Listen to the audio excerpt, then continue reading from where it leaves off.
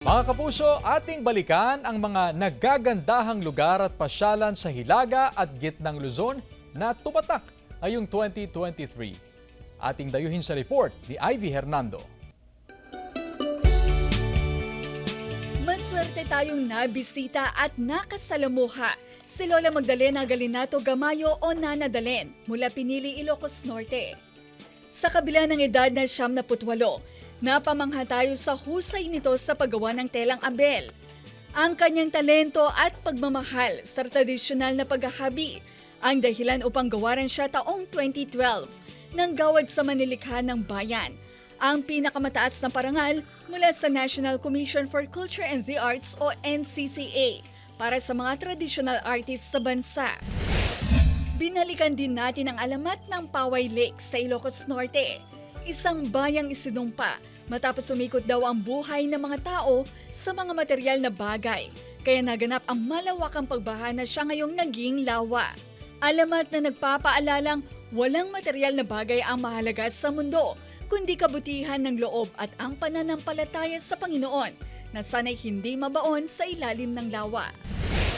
Nagbigay-pugay rin tayo sa mga nagwis ng buhay sa makasaysayang Besangpas sa Cervantes, Ilocos Sur, lugar kung saan nasulat ang isang madugong kaganapan sa kasaysayan ng Pilipinas bago makamit ang salitang payapa.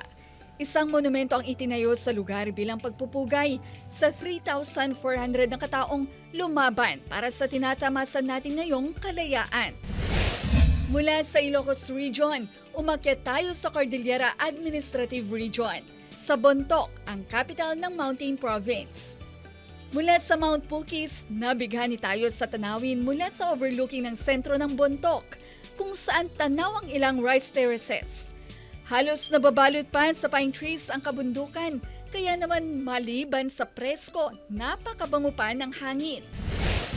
Dumayo rin tayo sa tagong lungsod ng Tabuk sa Kalinga, kung saan makikita ang isang village na itinayo bago ang World War II, ang Barangay Naning Heritage Village and Rice Terraces. Nasa gitna ng mga bundok at palayan ang village, ang mga bahay na tinatawag nilang ginitob na itinayo taong 1920s. Sa Naning din unang ginawa ang paghahabi na kabuhayan pa rin ng maraming kababaihan. Sa taong 2024, muli nyo kaming samahan sa marami pang paglalakbay. Ivy Hernando, 1 North Central Luzon.